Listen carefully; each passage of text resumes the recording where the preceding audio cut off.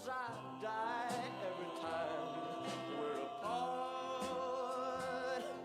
I want you, I do need you, I love you with all my heart.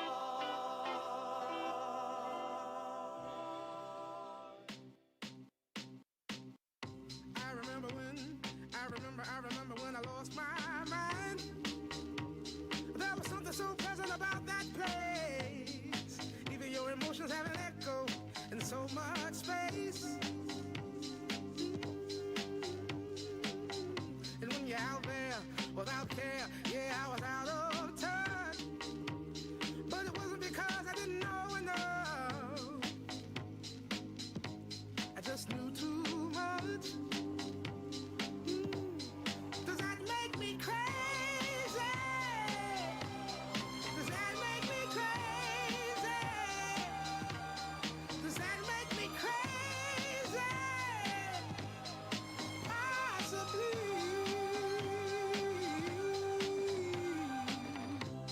And I hope that you are having the time of your life.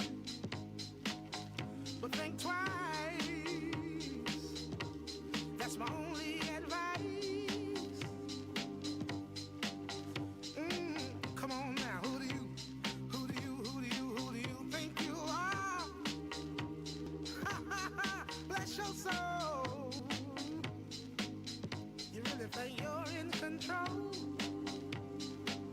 Well, I think you're crazy. I think you're crazy. I think you're crazy. Just like me. My heroes had the heart to lose the lives I wanna live. And all I remember is thinking I wanna be like them.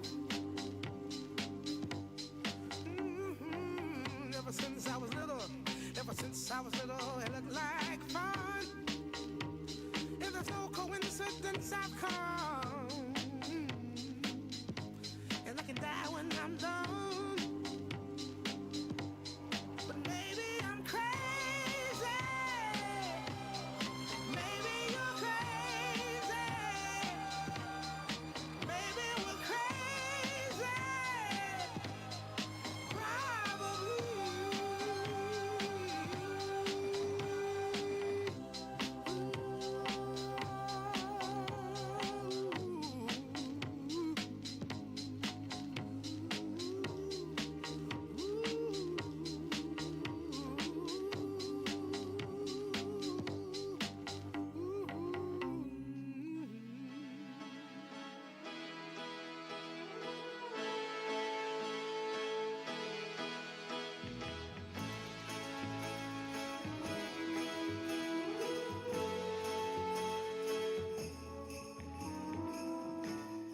I may not always love you. Ladies and gentlemen, please welcome Attorney General Pamela Bondi.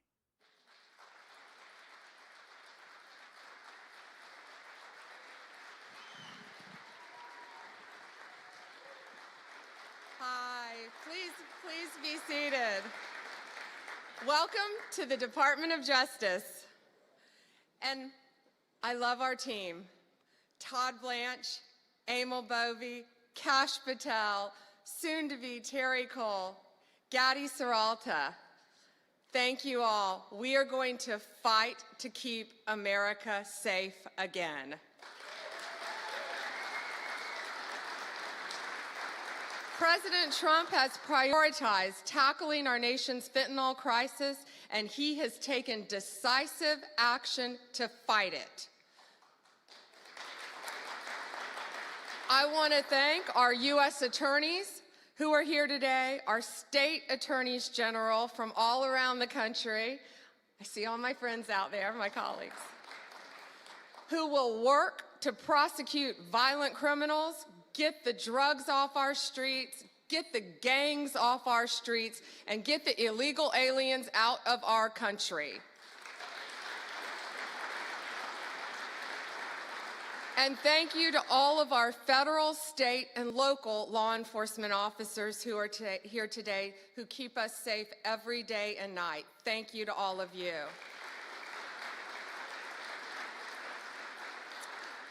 Today we have with us one of the most effective drug-seizing teams in the entire country.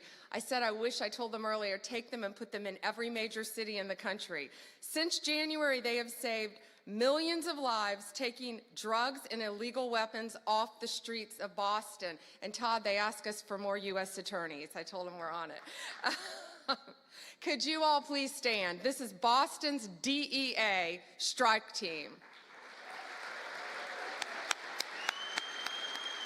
Thank you all.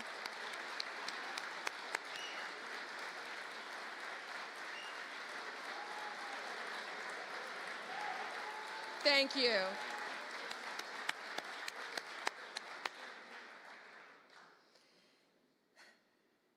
We also have two angel moms here today. Anne lost her son. He was 15. He thought he was taking a Percocet at school, and it was laced with fentanyl. And he was beautiful. And I'm so sorry. But all of these people in this room, thanks to the directive of Donald Trump, are going to keep our streets safe and protect our kids. Thank you for being here.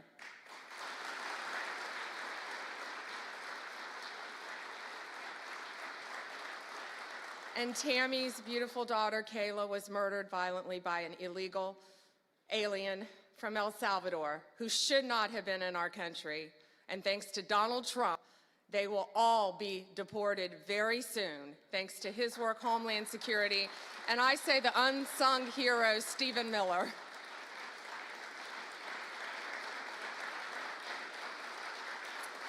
On stage, we have, this is 180 kilograms. It represents, not real, of fentanyl, okay? So this represents 1 kilo of fentanyl.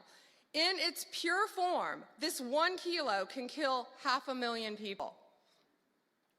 The 180 there, in pure form, could kill 90 million people.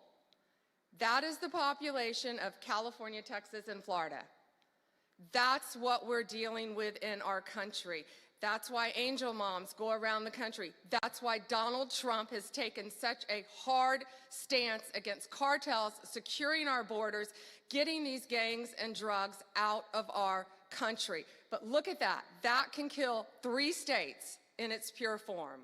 That should terrify everyone. I see our senators made it. Our senators, thank you. However, taking the drugs off the streets is only half the battle.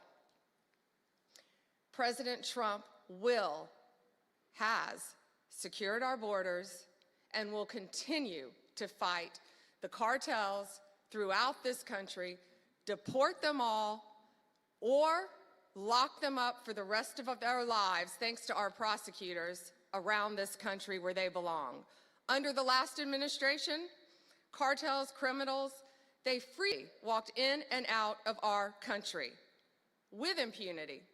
No longer. Under Donald Trump, they live in fear, and they better live in fear because we're coming after all of them. I am so proud to have a team with Emil and Todd and all of our great team. And we all work for the greatest president in the history of our country. We are so proud to work at the directive of Donald Trump. It is, he will never stop fighting for us, and we will never stop fighting for him and for our country. It is an honor to welcome to the Department of Justice the 45th and the 47th President of the United States.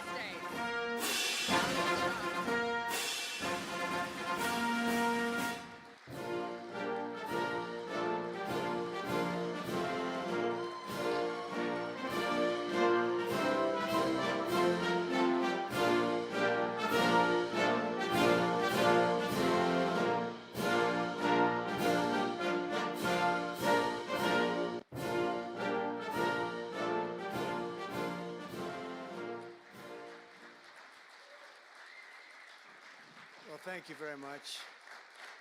Thank you. Thank you, Pam, very much. What a job you're doing. And it's a true honor to be with you today. This is a storied hall, if there ever was one. And based on the crowd, I think we broke the all-time record. But as we begin a proud new chapter in the chronicles of American justice, this really is something. We're turning the page on 4 long years of corruption, weaponization, and surrender to violent criminals, and we're restoring fair, equal, and impartial justice under the constitutional rule of law. And you're the people that are doing it. Very, very proud of all of you. Under the Trump administration, the DOJ and the FBI will once again become the premier crime-fighting agencies on the face of the earth. People ask me, what am I going to do about law enforcement all the time? The fake news back there, they're asking me that all the time. What am I going to do? And when are you going to do it? And I answer them by saying I've already done most of it by appointing the people that I've appointed. They're sitting right here. They've done most of it. I don't do it, they do it. Right, Pam? I think, oh, you are so tough, they just don't know yet. Let me begin by congratulating the incredible people who will lead these historic reforms. And we start with somebody that you just saw, Pam Bondi. She's extraordinary, and I've known her very well for a long time.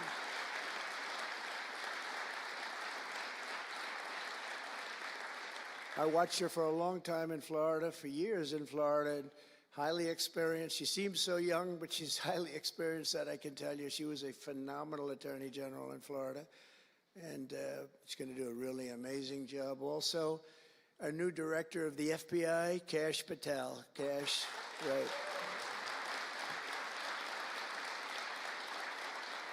A man that I'm very proud of. I've known him and Emil for a long time under tremendous pressure. I saw these guys under some of the most corrupt judges it's not even imaginable how corrupt they were. And these guys never wilted. They were not shy. They fought. They weren't afraid, and they were brilliant. Deputy Attorney General Todd Blanche and Principal Associate Deputy Attorney Emil Beauvais. And thank you both very much. Right. Great people. They're great people. The Chief of Staff, who's so highly respected, Chad Mizell. Thank you, Chad. Chad? Thank you, Chad. Our next administrator of the DEA, Terry Cole. Terry? Thank you, Terry. Good luck. Going to do great. Senior counsel to the Assistant Attorney General for Civil Rights. Boy, I've been watching him on television last couple of weeks. He is really a tough one, and he's a great one. Leo Terrell, you watch how good he's going to be. He's going to be so good. Thank you, Leo. Great guy. Assistant Attorney General of the Antitrust Division, who's got an incredible reputation. She'll do very, very well. Gail, thank you, Gail. Good luck. Great job. Now, we're joined by many, many great friends and terrific friends, and I won't be able to, too many to name, but some that I just see very quickly. General Flynn, thank you for being here. Here's a man who went through hell, by the way, and he shouldn't have. He's a patriot. He went through hell. We're also pleased to be joined by Senator Chuck Grassley and House Majority Whip. Hi, Chuck. House Majority Whip Tom Emmer. Tom, great job you're doing. Representative Guy Reschenthaler, one of the toughest names to say, but I got it perfectly, I think. And State Attorney General Ken Paxton, thank you very much. Thank you very much. Somebody who was with us early on, and she's really become a big star and very popular, Brenna Bird. Thank you, Brenna. Thank you very much. Steve Marshall, Alan Wilson, James Othermeyer, Chris Carr, Dave Sunday, Marty Jackley, as well as White House Deputy Chief of Staff Stephen Miller, what a man Stephen is. Become a big star. Right, Emil? Steve Miller. Steve has been something very special. For generations, the Federal Department of Justice was one of America's most revered institutions. The men and women of the DOJ brought down the mafia, hunt the killers, kingpins, and spies, tracked down terrorists and traitors, and tore down corrupt political machines all across America. This department commanded the respect and admiration of the entire world. And with Pam and Cash and all of the people I introduced and far more, big numbers, and all of you sitting back there, I recognize so many of you. But with you leading the way, it'll soon be the most admired and most respected of all. You're going to be more respected, and I really believe that there's also a lot of things to solve, a lot of problems to solve. But that's going to put you in the upper tier and maybe the top tier, and I believe that's going to happen. I'm so proud of the people in this room. But first, we must be honest about the lies and abuses that have occurred within these walls. Unfortunately, in recent years, a corrupt group of hacks and radicals within the ranks of the American government obliterated the trust and goodwill built up over generations. They weaponized the vast powers of our intelligence and law enforcement agencies to try and thwart the will of the American people. You remember the 51 intelligence agents that said, as an example, that Hunter Biden's laptop from hell came from Russia when they knew it came right from his bedroom. They knew that. It was a big lie, and they knew it so well. They spied on my campaign, launched one hoax and disinformation operation after another, broke the law on a colossal scale, persecuted my family, staff, and supporters, raided my home, Mar-a-Lago, and did everything within their power to prevent me from becoming the President of the United States. With the help of radicals like Mark Elias, Mark Pomerantz, and these are people that nobody's ever seen anything like it. So many others, but these are people that are bad people, really bad people. They tried to turn America into a corrupt, communist, and third world country.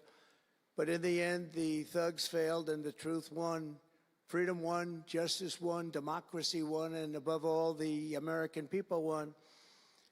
There could be no more heinous betrayal of American values than to use the law to terrorize the innocent and reward the wicked.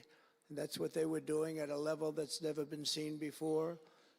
And it's exactly what you saw with Joe Biden, Merrick Garland, and their cronies to do the building of the last 4 years.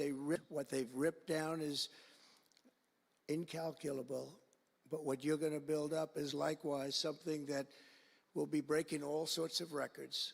They set loose violent criminals while targeting patriotic parents at school board meetings. They dropped charges against Antifa and Hamas supporters while labeling traditional Catholics as domestic terrorists. The Catholics, we did very well with the Catholic vote, so I want to thank them for that. They really did, record numbers. I would say, what's with the Catholics? They're really after the Catholics, so I don't know. They were after a lot of people. Maybe they didn't even know why. They imported illegal alien murderers, drug dealers, and child predators from all over the world to come into our country while putting elderly Christians and pro-life activists on trial for singing hymns and for saying prayers. They went to jail for that.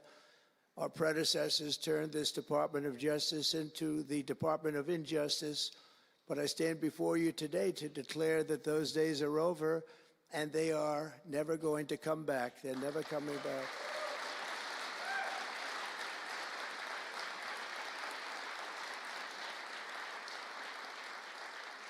So now, as the chief law enforcement officer in our country, I will insist upon and demand full and complete accountability for the wrongs and abuses that have occurred. The American people have given us a mandate like few people thought possible. We won every single swing state. We won the popular vote by millions and millions of people. We won districts, 2,750. Think of that, 2,750 districts compared to 505. So we want it at levels that have, I don't believe, ever seen before. That's the one where you see the map of the United States and it's all red. Red for Republican, not for communist. Red for Republican. They would like it to turn red for communist, but it didn't work out that way. The American people have given us a mandate and really a far-reaching investigation is what they're demanding into the corruption of our system. And that's exactly, I'm sure, what Pam and Cash and everyone else mentioned here and not mentioned is going to be doing. We will expel the rogue actors and corrupt forces from our government. We will expose and very much expose their egregious crimes and severe misconduct, of which was levels you've never seen anything like it. It's going to be legendary. It's going to also be legendary for the people that are able to seek it out and bring justice. We will restore the scales of justice in America, and we will ensure that such abuses never happen again in our country. And that's why on day one I signed an executive order banning all government censorship and directing the removal of every bureaucrat who conspired to attack free speech and many other things and views in America. My administration stripped the security clearances of the disgraced intelligence agents who lied about Hunter Biden's laptop from hell. We revoked the clearances of deranged Jack Smith, Alvin Bragg, Letitia James, and the crooked law firms that aided their partisan persecutions. And I went through it. These are state and city courts, and the corruption is unbelievable. We also terminated the clearances of the Biden crime family and Joe Biden himself. He didn't deserve it. In fact, he was essentially found guilty, but they said he was incompetent, and therefore let's not find him guilty, I guess. Nobody knows what that ruling was, but I didn't want any part of it. I think I would have rather been found guilty than what they found with him. They said he didn't know what the hell he was doing, and therefore he's let him go. I said, you know, I'd rather be convicted, Pam, I think, than that. That was not good. I said, please convict me, don't say that. I pardoned hundreds of political prisoners who had been grossly mistreated. We removed the senior FBI officials who misdirected resources to send SWAT teams after grandmothers and J6 hostages. And it was a great honor for me to fire, I will tell you this, a great honor to fire James Comey. A great, great honor. That was nothing, there was no better day. A lot of people said, oh, that's too bad you did that. And they said that's going to be, and you know what? A year later, they said, that actually saved the administration, because the level of corrupt things that we learned after that turned out to be that they were doing, in fact, really bad things. He was a terrible person, did terrible things, and persecuted people, and all in the guise of being an angel, but he wasn't an angel. We created a brand new DOJ task force and anti-Christian bias, and under Director Patel, we're getting the FBI agents out of the headquarters in Washington, D.C., and back on the streets in pursuit of dangerous criminals where they belong and where they want to be. And, you know, you have that big FBI building, and it's a big building, and they were going to build an FBI headquarters 3 hours away in Maryland, a liberal state, but that has no bearing on what I'm about to say, but we're going to stop it. Not going to let that happen. We're going to build another big FBI building right where it is, which would have been the right place, because the FBI and the DOJ have to be near each other. You can't that's one thing I did learn from this persecution. The FBI and the DOJ work together. Now, in my case, they work together for bad purposes, but they do. They were always together.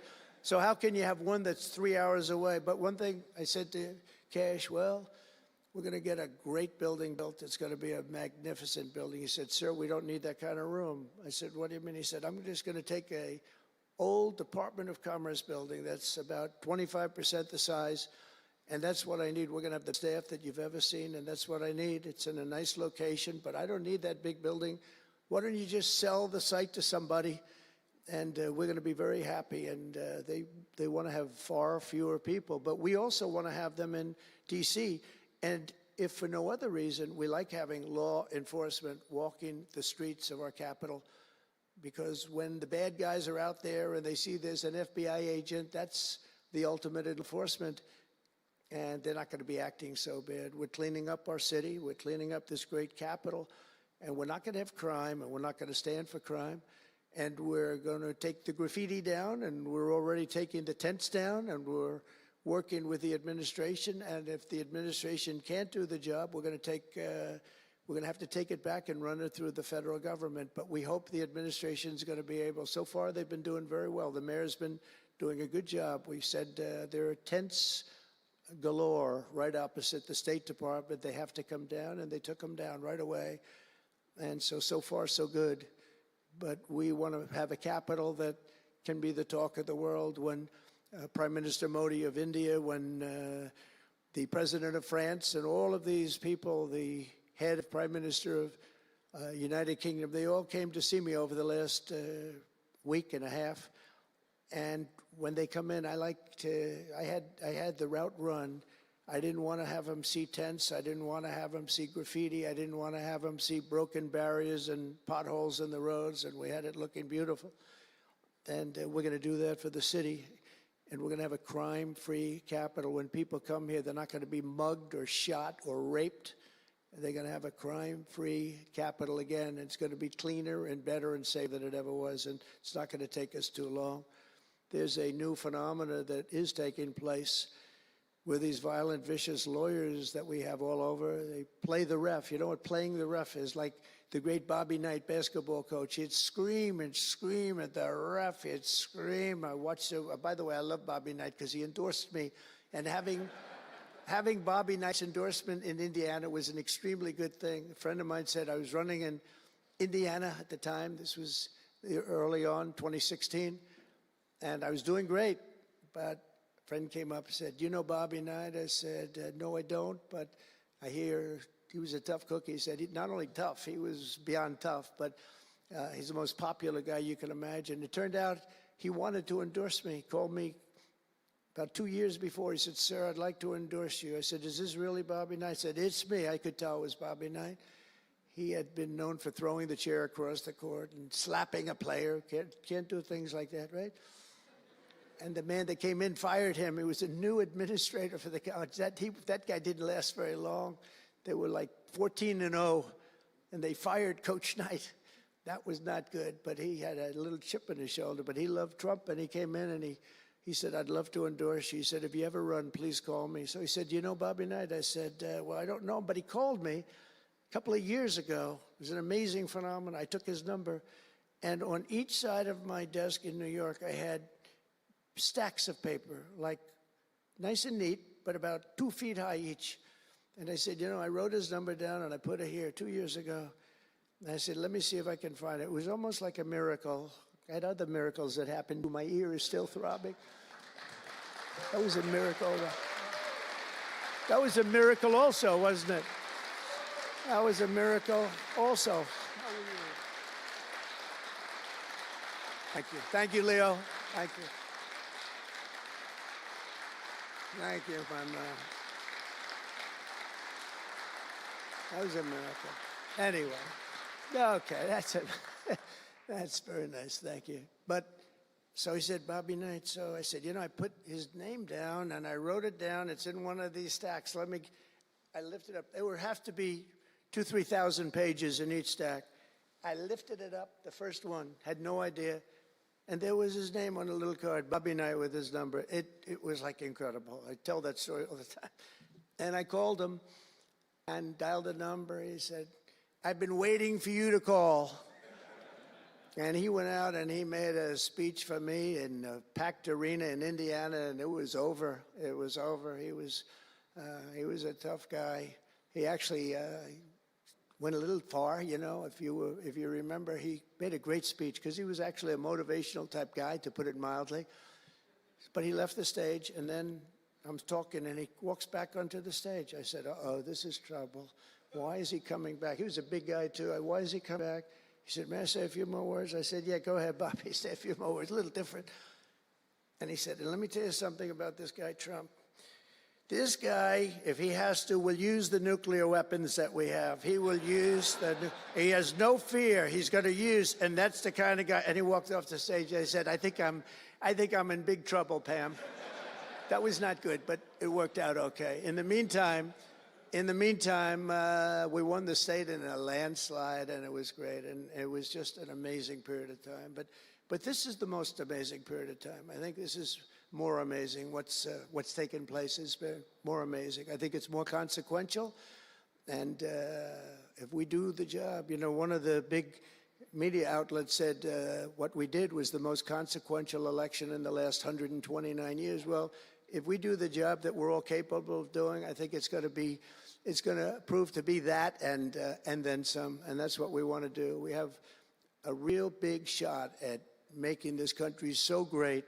So great. What happened to our country was so sad. What they've done in 4 years to our country with the borders, with Afghanistan, the most embarrassing period of time, allowing the Russian situation, it was never going to happen with Ukraine, allowing October 7th to happen, would have never happened because under me, Iran was totally broke. They had no money. They weren't giving any money to Hamas or Hezbollah. It was totally broke. But allowing inflation, look at what inflation's done to people, been so devastating. And now you see that, by the way, price of eggs is down 35% in the last week and a half. We're doing a good job. Brooke is doing a good job. Brooke Rollins and everybody. And inflation's down, interest rates are down, gasoline has come down to a level that we haven't seen in a long time. All things that we wanted to do, because then everything else is going to be coming down. We want it to come down. We want bacon to come down, and groceries, a term I used to use. It's sort of an old-fashioned term, but I used to use it on the campaign trail, those last 90 perfect, beautiful days. We just hit it. And I want to thank Susie. You have done a great job. Susie Wiles. Great job, Susie. A big magazine just named her the most powerful woman in the world, and that's okay with me. She is the most powerful woman. You think about it, John, right? The most powerful woman in the world, but she's great.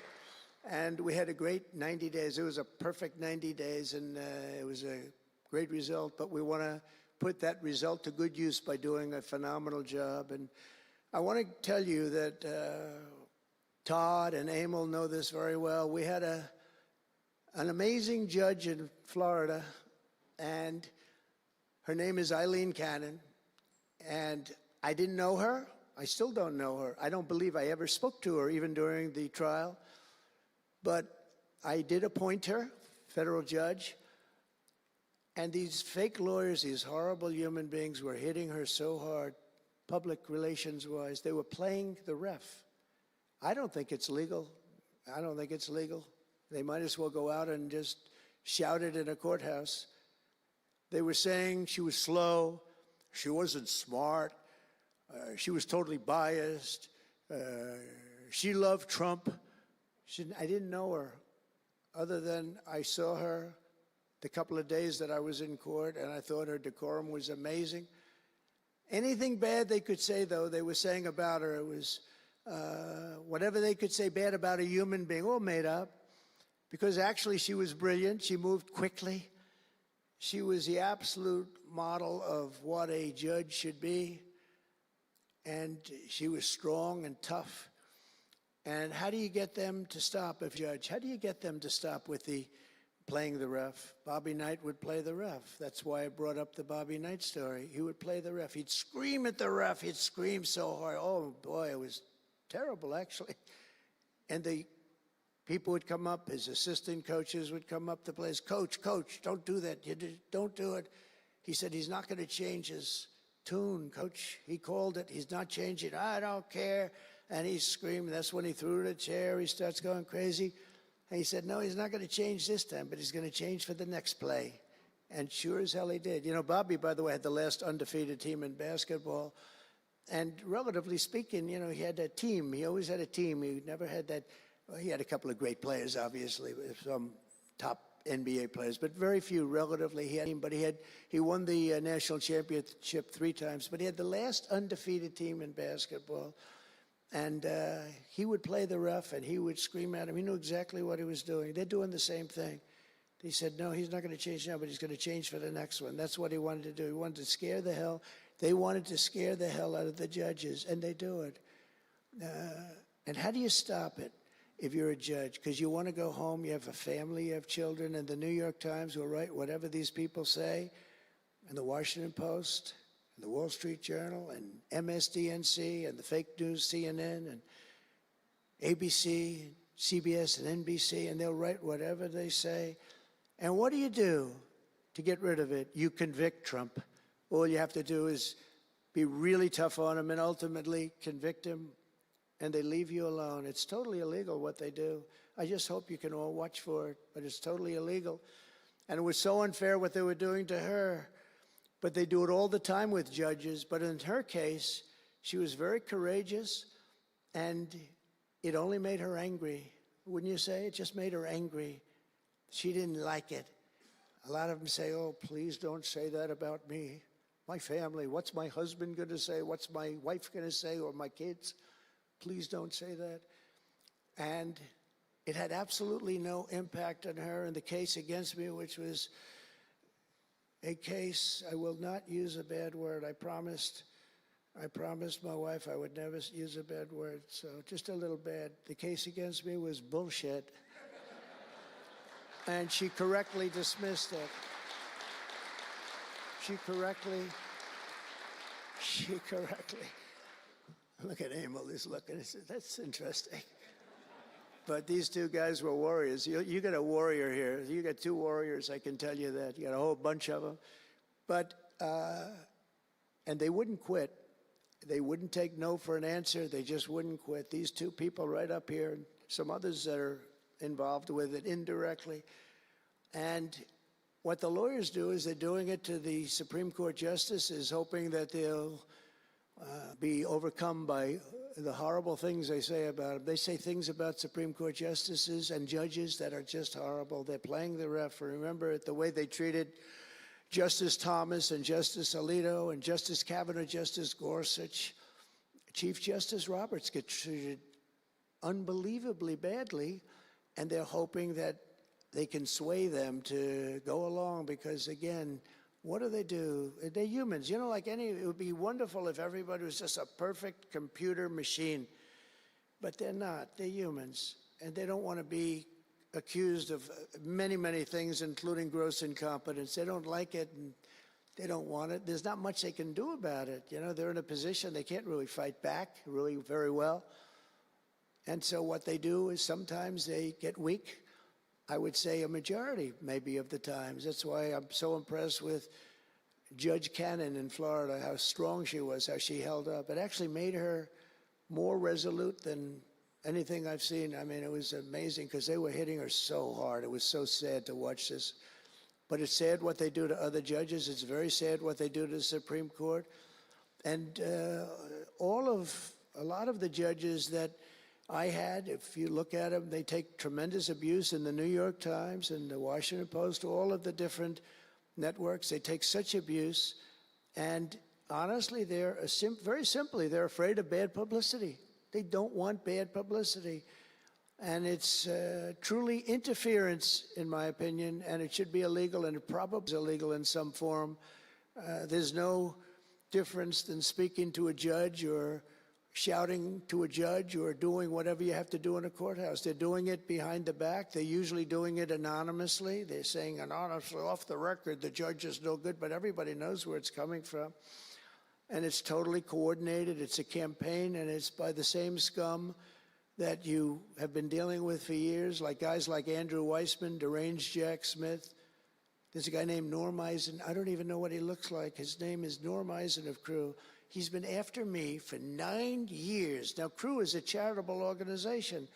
And the reason I'm saying this, Todd, is I'm only going to get one chance to say this. But these are bad people. I don't know who he is. I don't know what he looks like. But everything I read is Norm Eisen of Crew. And Crew is a charitable organization. And that's a political thing. His sole life is to get Donald Trump. And he's been vicious and violent, and he's trying, and he probably had pretty good success over the years. But with me, how did he do? I think I'm president. Am I here because I'm president? But we had to take all of that abuse. Even during the trials, we had to take tremendous abuse. Like, you know, these wonderful guys, they're not legitimate people. They're horrible people. They're scum. And you have to know that. And you're going to have these cases where you can't allow yourselves to be deflected. You just can't let it happen. You have such a higher calling. And I believe that CNN and MSDNC, who literally write 97.6% bad about me, are political arms of the Democrat Party. And in my opinion, they're really corrupt and they're illegal. What they do is illegal. It makes no difference how big a victory I had. I can have the biggest victory in history. It makes no difference what kind of a failure the other side has. These people are going to go after me. And I said it during the other night, during the big speech on Tuesday night. I said about Democrats, and I don't like that. I have great respect, by the way, for what Schumer did today. He went out and he said that I'm going to have to vote with the Republicans because it's the right thing to do. I couldn't believe what I heard. But, you know, I think he's going to get some credit for it. I think, let's see what happens tonight with the big vote as it comes. But these networks and these newspapers are really no different than a highly paid political operative. And it has to stop. It has to be illegal. It's influencing judges, and it's really changing law, and it just cannot be legal. I don't believe it's legal. And they do it in total coordination with each other. And everything we do, we're restoring law, restoring order, and restoring public safety in America. That's what we want to do. And we're bringing honor and integrity and accountability back to the highest levels of the FBI, DOJ, and throughout our government. We're bringing our country back faster than anyone ever thought possible. We're working so hard at doing it. And we want fairness in the courts. The courts are a big factor. The elections, which were totally rigged, are a big factor. We have to have honest elections. We have to have borders. And we have to have courts and law that's fair. Well, we're not going to have a country. Crooked Joe Biden got us into a real mess with Russia and everything else he did, frankly, but he didn't know about it. And he, generally speaking, signed it with auto pen. So how would he know? That auto pen is a big deal. I don't know. You know, they're having who's doing this? So when my people come up, Will and all of the people, Steve, they come up and, sir, this is an executive order. They explain it to me, and, you know, 90% of the time I sign it. 99% of the time I say do it. But they come up and I sign it. But you don't use auto pen. It's, number one, it's disrespectful to the office. Number two, maybe it's not even valid because, you know, who's getting him to sign? He had no idea what the hell he was doing. If he did, all of these bad things wouldn't be happening right now. But we're going to get you back into a great position, and we've already started. They say that we had the most successful first month of presidency. Not a long time, but it's still a lot. It's like if you're a golfer, sinking a 3-foot putt on the first hole gives you confidence to sink something on the second hole. But if you miss the first putt, you don't like to have the putt on the second hole and the third hole. It could be a very bad experience. It's nice to get that first month, and now we have more than a month. Now we have a month and a half, and it's going really, really well. I can tell you as a little secret, although the cameras are blazing back there, so it's not that much. But I think we're doing well, as you have been hearing about Ukraine. I think we're doing now well with Russia. We're speaking with President Putin. We want to get the war over. Not only have we spent maybe $350 billion to Europe, think of that, $350 billion to $100 billion, and yet we're across the ocean far away, so it shouldn't have been that way, but Biden let that happen too. And we're getting a deal where we're going to get that back, but much more importantly are the lives that we're talking about. On average, 2,000 young people are being killed every single day. Now, they're not from here. They're from nowhere close to here, but they're young people. They're human beings, and they have parents. They have sisters and brothers, the mothers and fathers, the friends and the families and the towns where they grew up. And they're losing, on average, 2,000, even 2,500 a week. And I want to get it stopped. And we've had some very good calls today with Russia and with Ukraine. They've agreed for a ceasefire if we can get it with Russia, and it's not easy. It's a tough one, but I think we're doing it. And as the Secretary General said yesterday of NATO, a terrific guy, he said without Trump, we wouldn't be talking about it. It would just go on for years, and millions of people have been killed, but millions more people would be killed. And he said it was a great honor. Without me, it would just keep going on. We're looking for the ceasefire now with Russia, and we've had some very good talks about it. We've had some very good responses. And I can tell you that there was a case where there would have been no war if I were president, and it's just 100% would not have happened, would never have happened. I used to speak to President Putin a lot about it. I said, don't do it. Don't do it. I won't tell you what the consequence was. I won't tell you what but if he believed even 5% of what I said, then he would say, I'm not going to do it. And I think he did.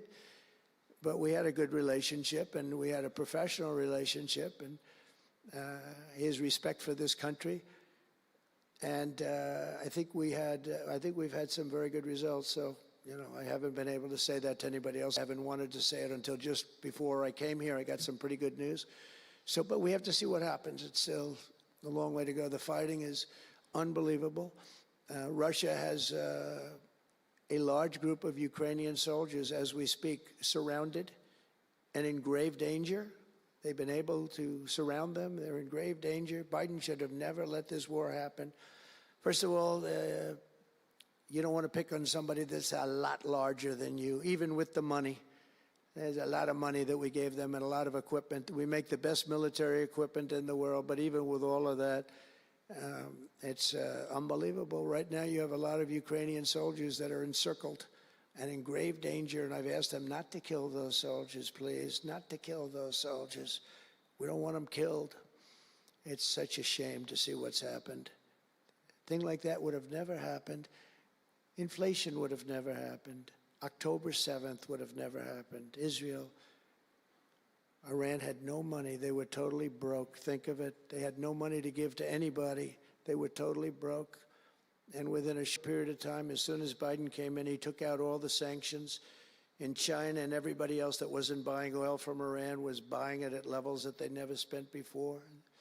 And it was a sad thing. And if you look at Afghanistan, that was probably what got Putin started, because when he looked at how horribly we looked, I think the most embarrassing day, not that we got out because we were getting out, I would have been out faster than them. I was the one that got it down to the right level. But we would have kept Bagram, the big Air Force base. We would have kept it. Right now, China occupies Bagram. And the reason we would have kept it is because they were 1 hour away from where China has and builds its nuclear missiles and weapons. And they gave that up. At the dark of night, they left the lights on, and they left the dogs behind, by the way. A lot of people say, what about all the dogs? They had a lot of dogs, and they left the dogs behind. And what a shame, what a shame. The way we got out, I think it was the most humiliating time in the history of our country. The way it happened, not that we were getting out, because we wanted to get out, but we would have gotten out with dignity and strength. And what a difference a rigged and crooked election had on our country when you think about it. And the people who did this to us should go to jail. They should go to jail.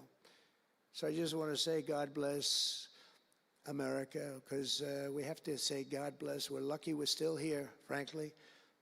And this whole thing could lead, I think we have it. I think we have it. But this could lead to World War III.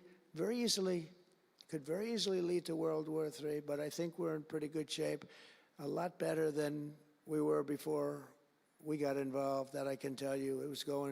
That was heading into World War III territory, and that would have been a war like no other because of nuclear weapons and other types of weapons that people you don't even want to know about. But as many of you do know, well, we're focused on persecuting, and these people were really focused on persecuting Republicans. The last administration presided over the worst increase in violent crime in our country in many, many decades. We had levels of violence and crime, and a lot of it had to do with the illegal immigrants that came in. Remember when I used to complain about it? because I knew how tough they were, how mean they were. And they said, no, no, people that come into our country are all wonderful people. No, they're not wonderful. These are stone cold killers. These are killers like, they make our killers look nice by comparison. They make our killers look nice. These are rough, tough people with the tattoos all over their face. Historically speaking, I don't want to discriminate against anybody, but historically speaking, they're not going to be the head of any major bank that we know of. These are rough people. These are rough, rough killer people, and they allowed them in by the millions. In major cities like New York, Chicago, and Washington, mothers can't walk their children to the park without fear of being shot or killed or raped or anything. Women can't ride the subway without worrying that a hoodlum will shove them onto the train tracks. In New York, it's happened twice in the last couple of weeks. They're standing there, a perfect Wall Street gentleman in one case, and another person who was a worker, good worker, electrician, gets pushed into a train going 45 miles an hour just prior to the train, not stopping, going to go through that. So I know the stations very well. I used to take the subway. I used to feel safe. When I was young, I'd go to my parents would drop me off at the subway. I'd take the subway to my school. Can you believe it? Today, they wouldn't be doing that. And we want to get a country back maybe where you can do that again, Pam. But it's so sad to see what's taking place. Under the Biden regime, average monthly homicides increased by 14%. Property crime rose tremendously. Violent crime went up at least 37% that they know of. Rape soared by 42%. Car theft rose by 48%. And robberies surged to 63 to 100%. They don't even know what the number is. And I have no higher mission as President of the United States than to end this killing and stop this law-breaking and to making America safe again. And that's what you're all about in this room. We want to protect Americans, and we protect everybody that's in our country, American or not American. We want to have a safe and proud country. We're joined today by dozens of police officers, sheriffs and sheriff's deputies from all across the country. My message to these law enforcement heroes is simple. With me in the White House, you once again have a president who will always have your back, will always have your back.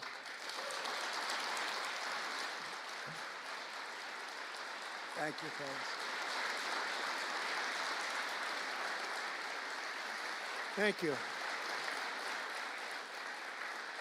That's a lot of good-looking people. I will tell you, I feel safe. I'm glad you're in the room. I feel even safer. It's a lot of great people. On day one, I signed an executive order directing Attorney General to ensure that anyone who murders a police officer immediately, with as fast a trial as we can have, gets the death penalty.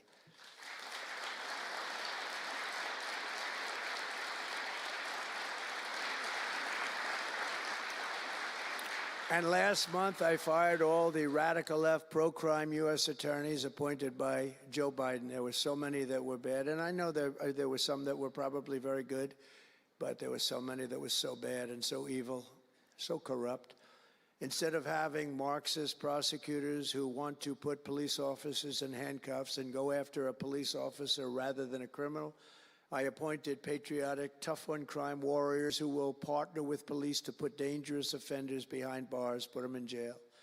We're fully reviving 1033 program to provide state and local law enforcement with surplus military equipment, that we have so much of it. I did it in my last administration, and I remember Obama wouldn't do it. He wouldn't do it before me, would not do it, because he thought it made them look too strong, too military. I said, no, that's what I want them to look like. I want them to look strong. And it was protective, defensive equipment.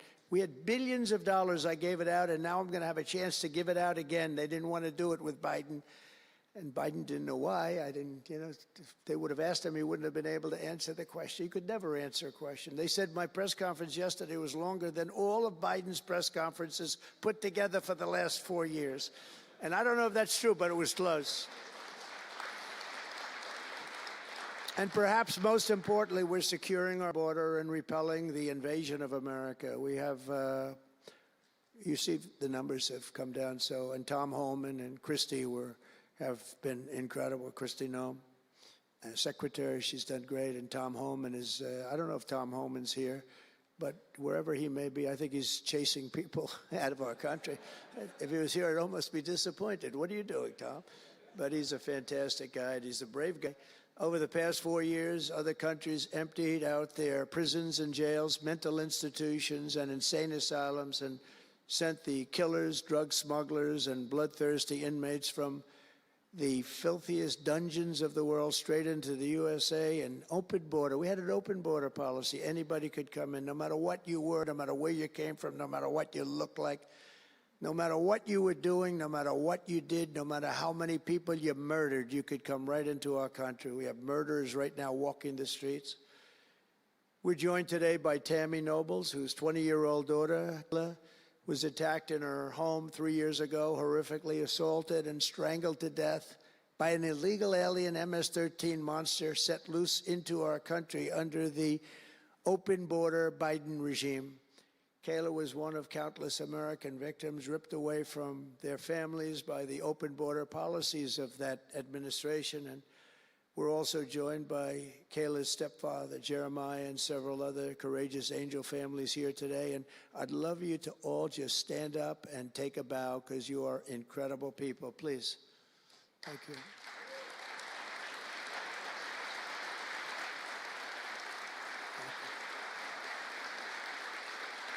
Thank you.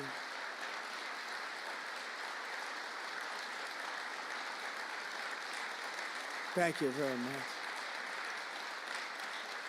Thank you. But I want you to know that we are working every day to expel these savages from our country and ensure that what happened to your loved ones will never happen again. So their legacy is going to be a great one. Thank you all very much. We appreciate it.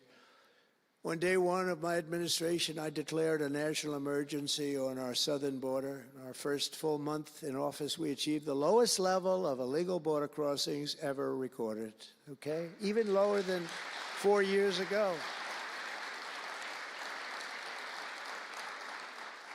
For years, Democrats and the media kept saying that we needed new legislation. We had to have new legislation. We needed it immediately, and I never had legislation. I had the best border in the history of our country for almost 4 years. And by the time I got out, we had the lowest numbers ever. My favorite chart of all time was brought down that day. And on that chart said we had the lowest numbers ever. But it turned out that we really didn't need new legislation. All you needed was a new president.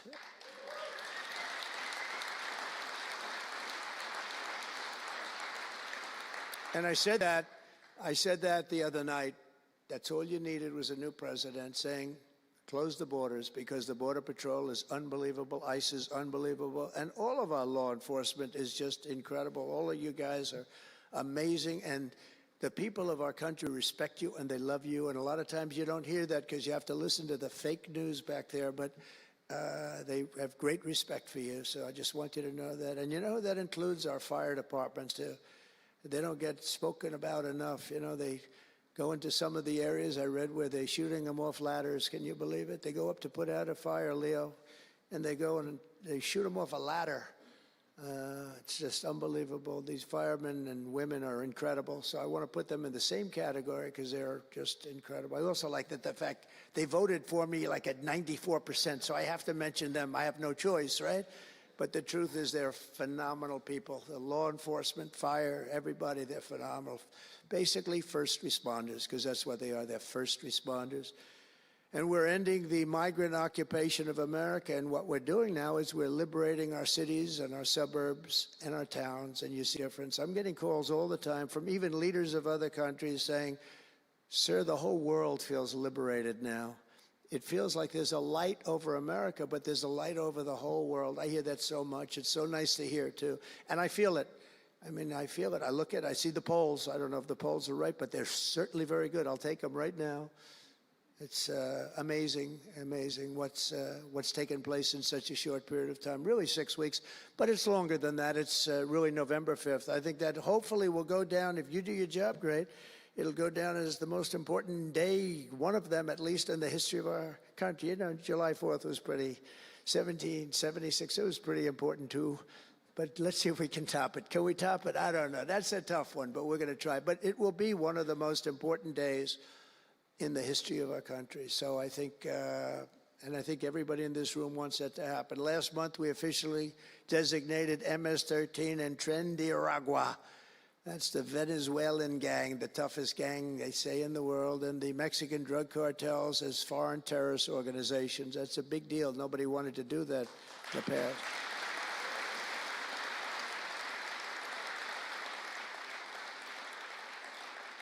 And by the way, we've caught hundreds of them, the Venezuelan gang, which is as bad as it gets. And you'll be reading a lot of stories tomorrow about what we've done with them.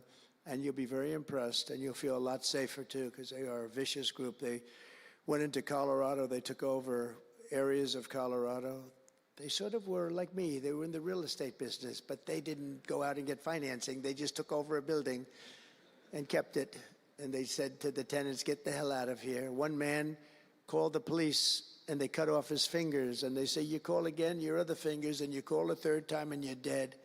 These are tough people and bad people, and we're getting them out of our country. And some are so bad, we don't want to get them out. We have to put them in jail because we don't want to even take a chance that they can come back. Thanks to our efforts, Mexico recently handed over 29 of the biggest cartel leaders, including the depraved kingpin charged with the 1985 murder of DE agent Kiki Camarena. And that was a big deal, if you know. They've been looking for this person for years, many years, and we got him. This evil killer will be now prosecuted to the fullest extent of the law, and we know that, well, it's, let's put it this way, I have to be nice, it's a very strong case. We're stopping the criminals pouring across our borders at record levels, and we're also stopping the massive quantities of deadly drugs. In 2023 alone, drug overdoses killed more Americans in 12 months than they did during the entire decade between 1980 and 1990, so 10 times more, but it's much higher than that. More Americans died from fentanyl last year than died in the Korean War, or the Iraq War, or the Afghanistan War, all of them combined. That's why I've placed large tariffs on Mexico, Canada, and China, and they will remain in place until these deadly poisons stop pouring into our country. And I will tell you, as soon as I put on the tariffs on Mexico, Canada, and China, unbelievable results have been seen in the last few weeks. Unbelievable results. They weren't happy about it. You probably read they weren't happy, but they are working like hell to end it. They weren't working very hard before I did that. With us today is a brave mother and advocate, Ann Fundner, who lost her beautiful 15-year-old son, Weston, to fentanyl. And Ann, if you would, I'd like to ask you to come up and say a few words, please. Thank you.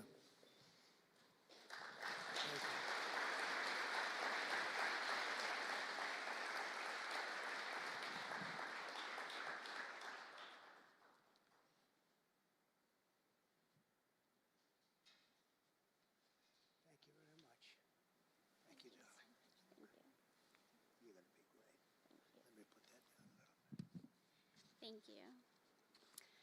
Well, first I want to say thank you. I think this is the biggest honor of my entire life, being on stage with President Trump. But I want to tell you a little bit about my son, Weston, who absolutely loved President Trump. He had a beautiful Trump 2020 flag hanging in his bedroom, and he had it on the beach one day, and we took a picture, and it became our 2020 Christmas card with the most perfect slogan for President Trump, peace on earth. What would happen in the next 4 years would be devastational to our country and our safety of our children. And in 2022, Weston lost his life, a freshman in high school at the age of 15, from a single pill that took his life. The cartels were allowed to operate on American soil and took hundreds of thousands of American lives. And so we knew there was only one person that could save us from the devastation on our American soil, and that was President Trump. And so in 2024, we did the best thing that we could do to keep America safe again, and we elected President Donald J. Trump. Thank you. Thank you. Thank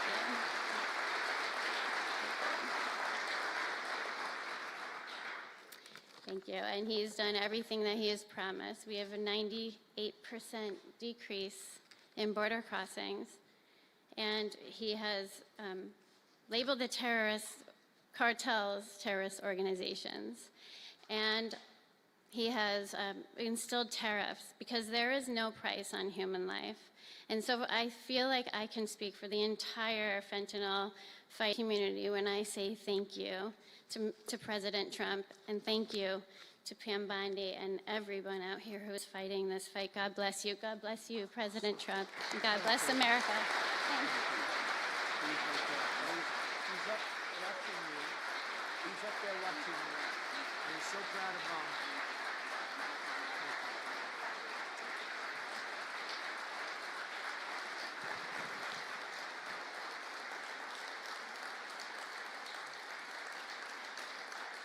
Thank you, Ann, very much. Weston is, I just said to Ann, Weston is up in heaven watching his mom, and he's so proud of you. He's so proud of you. Thank you. We're also joined today by a number of other American families who have lost loved ones to fentanyl, and I'd love you to just stand up for a second, and we want to acknowledge you, and also your daughters, your sons. They're looking down on you, and they're loving you like crazy. So thank you very much. Thank you.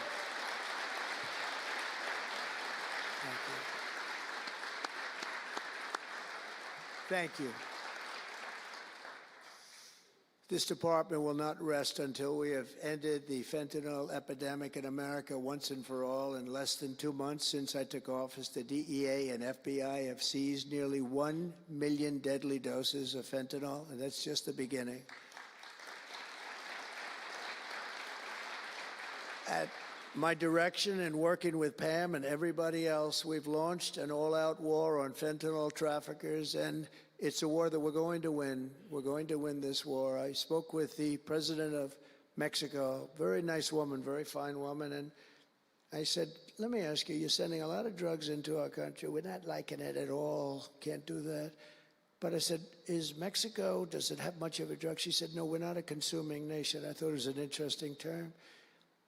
And I said, why? And which I've heard also, by the way, they're not a consuming nation. They distribute, but they don't consume. But I said, why are you not a consumer? Well, we're very close with family. I said, so we're very close with family, too. I mean, our families are being devastated, and we're just as close. Why else? She said, well, we spend a lot of money on advertising saying how bad drugs are. They're very rough ads. They show the skin falling off and the teeth falling out and going blind and losing hair and everything that these things do. You look like you just came out of a horrible concentration camp. And she said it was, they're rough ads. And it's not often that I feel I've learned something from a phone call, because I've had a lot of phone calls over my life. But I realized right then and there what a great idea that is. And we have hired Susie, a great person, who did a lot of our campaign work, and we've come up with an advertising campaign that's, I think, really incredible. More than anything else, it's terrible to watch. It's terrible to watch. It's the only way it's going to work. And I would be, because we got the numbers down, 18% would have a blue ribbon committee headed by the First Lady of the United States, who everyone loves, and some of her friends. And, you know, they work so hard, but it's a tough deal. They're dealing with very smart and very vicious people. You know, some of those businesses, those cartels are run better than any business in America. They say they're run incredibly, not just here, they all over the world. They're run like a major business, but in many cases better. And I said, we got it 18% down. Well, 18% is incredible. It's like a record, but when you think of it, it's not very much. And the way you get it down, if you want to get it down to close to 100%, is with the death penalty. But I think maybe America is not ready for that. China has the death penalty. Singapore has the death penalty. Various places have the death penalty. Wherever you have the death penalty, you don't have drugs. But I just don't know if this country is ready for it. So I tell people, and it's always an option, but I don't know. I just don't know if you're ready for it, and that's okay. It's nothing you can do. But what we're going to do is we're doing this campaign, And I think we can get it down 50% with this campaign, because when people see all the horrible things that these drugs do to you, we're especially focused on fentanyl. When they see all of the horrible things that happen when you take drugs, how you look, you lose your look. Everyone's vain. They don't want to lose their look. The look is so important. And I think when they see these things, they may say, you know what, I'm going to take a pass. But there is big danger. Pam and I were talking about it before. A lot of people are taking fentanyl and not even knowing. They think they're doing something else, or maybe taking another drug, but at a much lower level. And they die. You can put on the pin, think of this, the head of a pin, fentanyl, and it's too much, and it will kill the strongest person in the room. And it's amazing. But we're going to do this campaign. It's going to be launched fairly soon, Susie. And I think it's going to have a big impact. I think if we got it down by another 30, 35 points, and I really believe we can, I think that's an incredible idea. So I thank the president of Mexico, actually. It was a call on tariffs, and we talked about drugs. And she gave me an idea that I think will be very successful, and based on what I saw, it's going to be amazing. Under our leadership, this department is once again laser focused on protecting the American people. We're defending our borders, our streets, our children, and our good, really God-given, this is God-given rights and liberties once and for all. We're going to defend our country, and we're going to defend our rights. Etched onto the walls of this building are the words English philosopher John Locke said, "Where law ends, tyranny begins." And I see that, and I saw it over the last 4 years when somebody was allowed to attack viciously with this department and the FBI. His political opponent, how did that work out? Didn't work out too well, but it wasn't pleasant. It wasn't pleasant. I was attacked by a political opponent, and probably it helped that I was attacked more than anybody in the history of our country. Alphonse Capone, the great Alphonse Capone, legendary, Scarface, was attacked only a tiny fraction of what Trump was attacked. And maybe it worked out well, I don't know. If I had to give it up, I probably wouldn't, but only because I've gone through it. But I wonder what the difference would be. Maybe they helped get me elected by those margins, the big mandate that we received. But you can't go after your political opponent. Nobody's ever seen anything like it, actually. And hopefully they won't see anything like it. But now, with the return of law and order, the entire world is witnessing the triumph of American justice and American freedom. That's why we're here today, gathered with people that have love for our country. In the coming years, we will revive the storied legacy of this department. It's happening right now. You can feel it. And rekindle the spirit of the great lawmen and legal lions of the past, Americans like Wyatt Earp, Elliot Ness, Frank Hammer, Rudy Giuliani. Rudy Giuliani had to suffer greatly, greatly. He's the greatest mayor in the history of our country. He had to suffer greatly. Ed Meese, Antonin Scalia, Robert Jackson, and Robert F. Kennedy. We will rebuild pride in our institutions. We will restore the prestige of this great department, and we will bring back faith in our justice system for the citizens of every race, religion, color, and creed. And I want to just tell you that this has been a great honor. I was asked to do it, and I said, is it appropriate that I do it? And then I realized it's not only appropriate, I think it's really important. And I may never do it again. I may never have another chance to do it again, because this is something that I'm leaving to the greatest people I know, the best people, the smartest people, the toughest people I know. And they're going to do an incredible job. And it's an honor for me to have won this election so that I can appoint these people to do their job, and they're going to do it like you have never seen. So I just want to wish all of you good luck. It's going to be an interesting journey. Not going to be easy, but you're going to win. You're going to win, win, win, and fight, fight, fight. And it's going to end up being a tremendous result for this country. So thank you all very much. God bless America. God bless you all. Thank you.